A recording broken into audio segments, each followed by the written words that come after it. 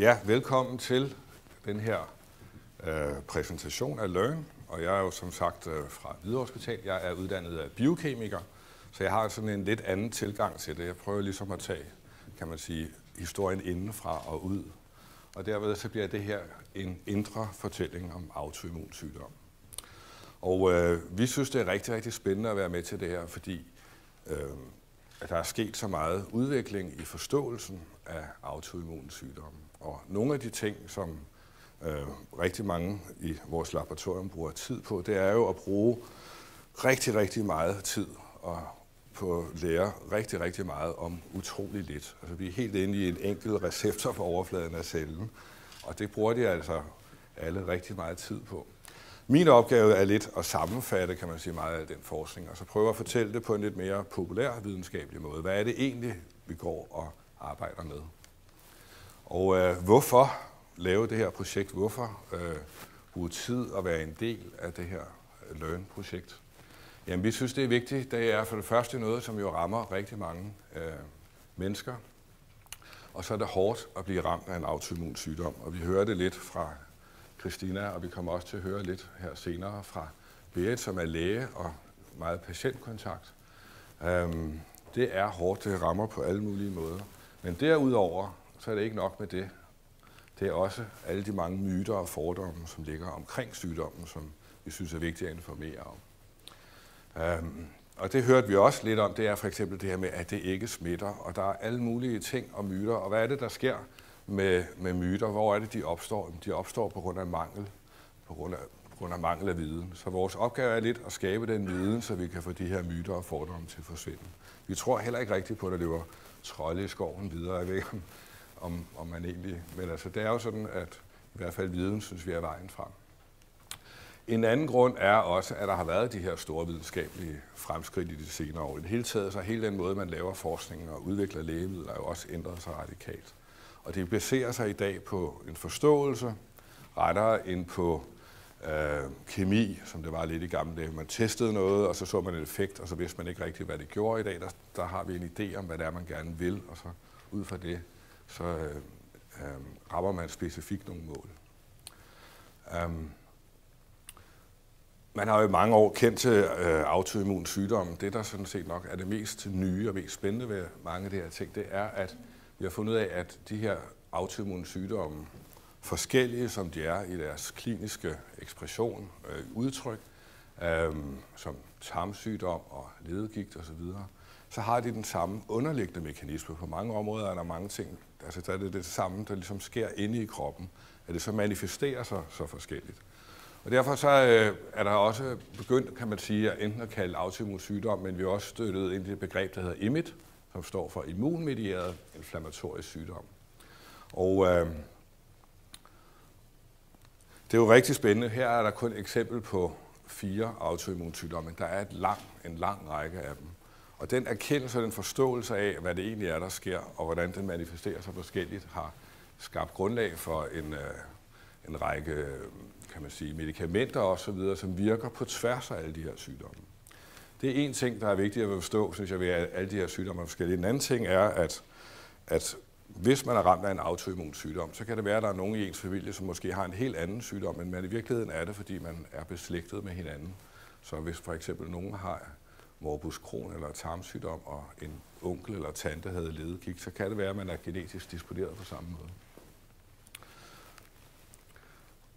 Og vi hørte lidt om, hvem der står bag Learn, og så kan man sige, hvorfor er det, at patientforeningerne og Hvidovre Hospital og Abbott er gået sammen om det her projekt.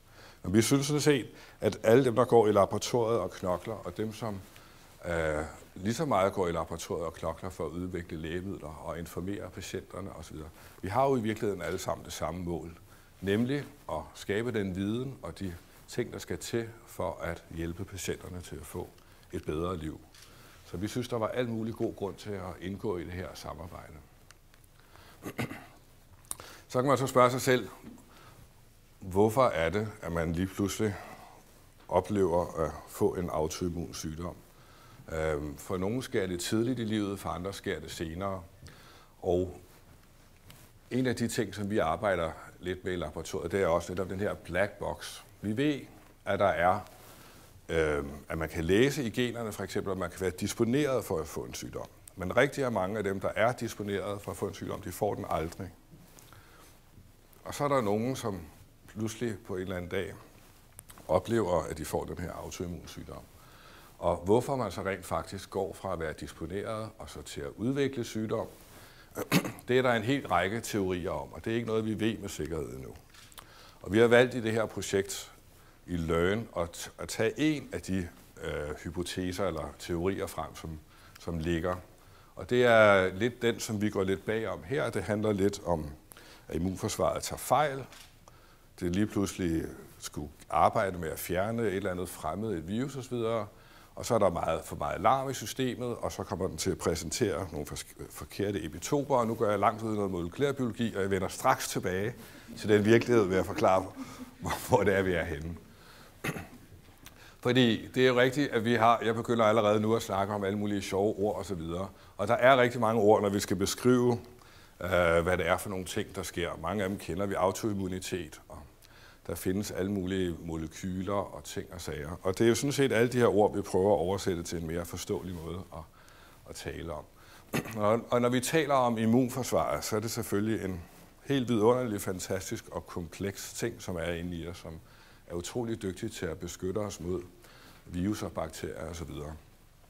Men man kan også vælge at se på den måde, at det er nogle hovedgrupper af celler, som ligesom i en familie arbejder i høj grad sammen om at holde os fri for infektionssygdomme. Og vi har valgt at fortælle historien om 4 af de vigtigste celler inde i kroppen, som arbejder sammen som den her beskyttende familie. Og en af dem, I vil møde inde i Learn, det er Onkel Mac, som vi også kalder for en makrofag.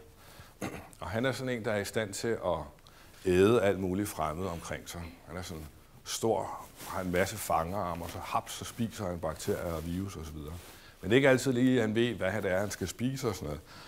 Og der er vi jo så godt, at han har tante B, fordi hun er rigtig god til at hjælpe ham med at finde ud af, hvad er det, der skal spises. Hun kan ligesom generere nogle ting. Hun laver sådan nogle antistoffer, som hun sender ud, som kan binde til nogle af alle de fremmede ting, og som hjælper ham med at få appetit til at spise så godt og tyk og rundt. Og så har de så de her 2 fætre her. Empati, som vi kalder ham her, han er sådan en hjælper, en hjælpercelle eller en T-celle. Han er sådan en ret klog fyr, som ligesom kan holde styr på alle mulige ting i immunforsvaret og sådan styre alle de andre. Lidt skakspillende-agtigt, sådan lidt strategiske fætter. Og så er det sådan lidt det sorte får i familien, nogen der vil sige, fordi Killer T, den sidste af de 4 medlemmer af familien, han er sådan lidt voldelig, sådan lidt uddannet og sådan. Han hærger en del, men han er faktisk ikke så slem, fordi han slår godt nok en hel masse ting ihjel hele tiden. Men han slår egentlig kun de ting ihjel, han får besked på. Men mindre selvfølgelig, at der er et eller andet, der går galt. Så sammen med at ham her kan styre det hele, og ham her kan æde der og slå ting ihjel, så kan de faktisk beskytte os mod alle de her fremmede ting, som bombarderer os hele tiden. For livet går i virkeligheden kun ud på at forplante sit DNA, og alle de her virus og bakterier ved os jo i virkeligheden ikke noget ondt. De vil bare gerne have lov til at dele sig ind i os, så de kan blive flere. Og når de så kommer